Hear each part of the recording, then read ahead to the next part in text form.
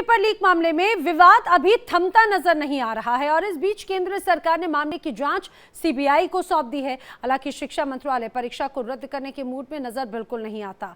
उधर सीबीआई भी एक्शन में आ चुकी है। देश के कई इलाकों में ताबड़तोड़ छापेमारी चल रही है तो स्वास्थ्य मंत्रालय ने नीट पीजी परीक्षा को स्थगित कर दिया है। नीट की परीक्षा को लेकर केंद्र सरकार आखिर क्या क्या एक्शन ले रही है, दिखाते हैं इस रिपोर्ट में।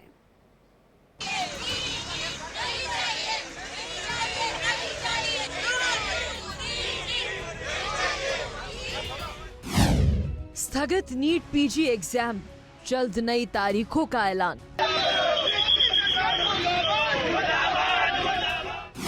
नीट पेपर लीक कांड, सीबीआई करेगी जांच।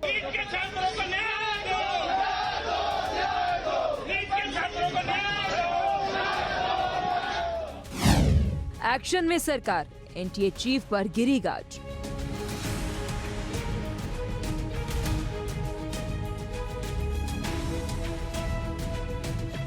चौबीस घंटे और 4 बड़े फैसले। नीट पेपर लीक कांड में एक्शन में है सरकार।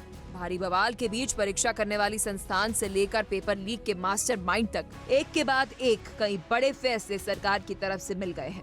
कौन कौन से वो फैसले हैं, आपको हर एक फैसले के बारे में विस्तार से बताएंगे। नीट पेपर लीक पर मचे घमासान के बीच एक और परीक्षा स्थगित हो गई है और वो है नीट पीजी परीक्षा, जो आज 23 जून को आयोजित होनी थी, लेकिन एग्जाम की डेट से ठीक एक दिन पहले नीट पीजी प्रवेश परीक्षा को स्थगित कर दिया गया। इस पर स्वास्थ्य मंत्रालय का कहना है कि हाल ही के दिनों के अंदर कुछ प्रतियोगी परीक्षाओं की धांधली होने के आरोपों के मद्देनजर ये कदम उठाया गया है। स्वास्थ्य मंत्रालय ने फैसला लिया है कि नीट पीजी एंट्रेंस एग्जाम की प्रक्रिया की पूरी तरह से जांच की जाएगी। इसके बाद एग्जाम लिया जाएगा।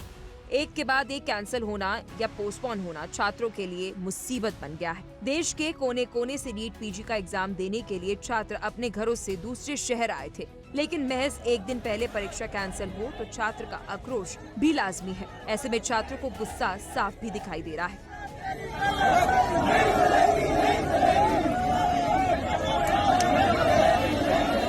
आज नीट पीजी की एग्जाम थी, जो कल गवर्नमेंट ने जाहिरात दी, डायरेक्ट न्यूज में ही आया, कोई वेबसाइट पे नहीं दिया है कि एग्जाम कैंसिल कर रहे हैं। और ये बिल्कुल ही शॉकिंग न्यूज है बच्चों के लिए, जो कैरियर के साथ खिलवाड़ हो रहा है। हमारे नीट पीजी की एग्जाम थी आज, और ये एनटीए वालों ने एंड टाइम पे 10 घंटे पहले बताया कि आप हमारी एग्जाम आज रीशेड्यूल हो रही है। उन लोगों को अगर रीशेड्यूल ही करनी है तो थोड़े दिन पहले बताना चाहिए ना। रात को हमें 10 बजे पता चला, उन्होंने 10 घंटे पहले ही कैंसिल कर दिया। वो मतलब बहुत थोड़े दिन पहले किया होता तो हमें पता चलता, वो अच्छा था। रात को 11 बजे के आसपास पता चला कि एग्ज़ाम कैंसिल हुई है। मतलब वापस से थोड़े और स्ट्रगल करना पड़ेगा और मतलब जितना पहले डिसिप्लिन था उससे ज़्यादा डिसिप्लिन की जरूरत पड़ेगी। और देश भर के अंदर अलग अलग शहरों से ऐसी तस्वीर सामने आ रही है। जयपुर में भी छात्र एग्जाम पोस्टपोन को लेकर नाराजगी जता रहे थे। परीक्षा एजेंसियों पर सवाल उठा रहे थे तो जवाब केंद्र सरकार से भी मांग रहे थे। सरकार कुछ इनकैपेबिलिटीज और सरकार की कमजोरी की वजह से पेपर नहीं हो पाया। तो मतलब आप लोगों ने बच्चों का जो फ्यूचर है, बच्चों की जो लाइफ है, बच्चों का जो पढ़ाई है, उसको तो आपने मजाक बना दिया है। सरकार को एक दिन केवल 12 घंटे के शॉर्ट नोटिस में कहीं को तो पता ही नहीं चला, आप कैसे कर सकते हो। तो ऐसे में एक हेल्थ सेक्टर में जुड़े हुए लोग देश के स्वास्थ्य को लेकर सरकार कितनी चिंतित है, सबको दिख रहा है। पेपर लीक कांड में मचे बवाल के बाद से सरकार के पूरे मामले की जांच सीबीआई को सौंप दी है। पहले ही सीबीआई ने भी इस मामले को लेकर देश भर की अपनी ब्रांचों के जरिए इनपुट जुटाने के लिए बोल दिया था। यूजीसी नेट मामले में अज्ञात लोगों के खिलाफ साजिश और धोखाधड़ी का मामला दर्ज करके आज सीबीआई ने यूपी के कुशीनगर में एक कैंडिडेट से पूछताछ भी की है। इसके साथ ही नीट मामले में बिहार देवघर से कई आरोपी गिरफ्तार किए जा चुके हैं। सीबीआई अब शिक्षा मंत्रालय की शिकायत के आधार पर मामला दर्ज करके गिरफ्तार हुए आरोपी से पूछताछ करेगी, तो साथ ही एनटीए के अधिकारियों की भूमिका की जांच भी सीबीआई करेगी।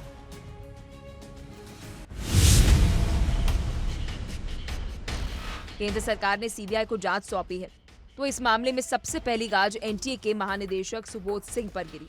प्रतियोगी परीक्षाओं के अंदर अनियमितताओं को लेकर आलोचनाओं का सामना कर रही केंद्र सरकार ने एनटीए के महानिदेशक सुबोध सिंह को हटा दिया है और सुबोध कुमार की जगह प्रदीप खरोला को महानिदेशक का अतिरिक्त प्रभार दिया गया है। तो इस पर सियासत भी हो रही है। जहां बीजेपी के सहयोगी पार्टी आरएलडी ने सरकार के एक्शन की तारीफ की, तो वही विपक्ष के नेताओं ने केंद्र सरकार पर निशाना भी साधा।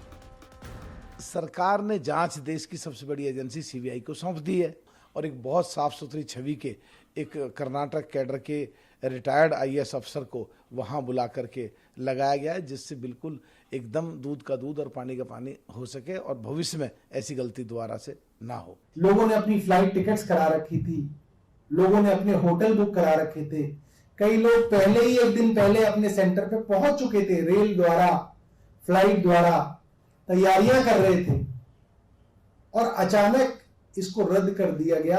ये एक बहुत बड़ा ट्रॉमा है और इससे बहुत सारे लोगों का बहुत नुकसान हो रहा है।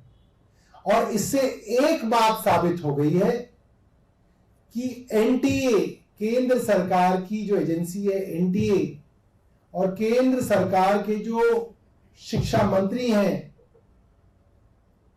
वो पूरी तरीके से फेल हो गए। इससे पहले भी कई पेपर लीक हुए।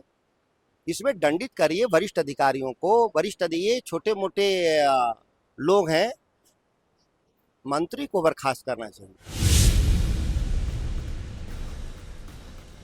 परीक्षा में धांधली को लेकर जांच तो चल ही रही है, लेकिन प्रवेश परीक्षाओं को फुल प्रूफ बनाने के लिए शिक्षा मंत्रालय ने 7 सदस्यीय उच्च स्तरीय समिति का गठन भी कर दिया है, जिसके अध्यक्ष इसरो के पूर्व अध्यक्ष डॉक्टर के राधाकृष्णन होंगे। ये समिति 2 महीने में अपनी पूरी रिपोर्ट सरकार को सौंपेगी, जिसमें परीक्षा प्रक्रिया तंत्र और प्रश्न पत्र समेत अन्य डेटा की सुरक्षा प्रोटोकॉल के संबंध में समिति अपने सुझाव देगी।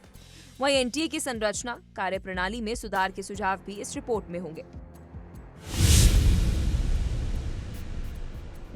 जांच होगी तो सॉल्वर गैंग पर कानूनी हंटर भी चलेगा।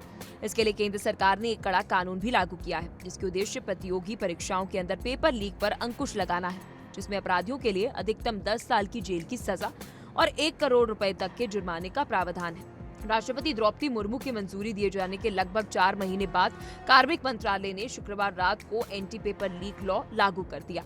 इस पूरी धांधली के बीच केंद्र सरकार पहले ही कह रही थी कि मेहनती छात्रों के साथ अन्याय नहीं होगा। सरकार छात्रों के हितों की संरक्षक है, लेकिन सवाल अब भी वही है कि इसमें उन छात्रों का क्या दोष है जो साल भर बैठकर परीक्षा की तैयारी करते हैं, इस उम्मीद में कि एक दिन उनका सपना पूरा होगा, और जब परीक्षा का वक्त आता है तो सॉल्वर गैंग पल भर में छात्र के सपनों पर पानी फेर देती है और फिर शुरू होता है जांच का सिलसिला, और तब छात्रों के पास बस रह जाती है इंसाफ की उम्मीद। Bureau report, India daily.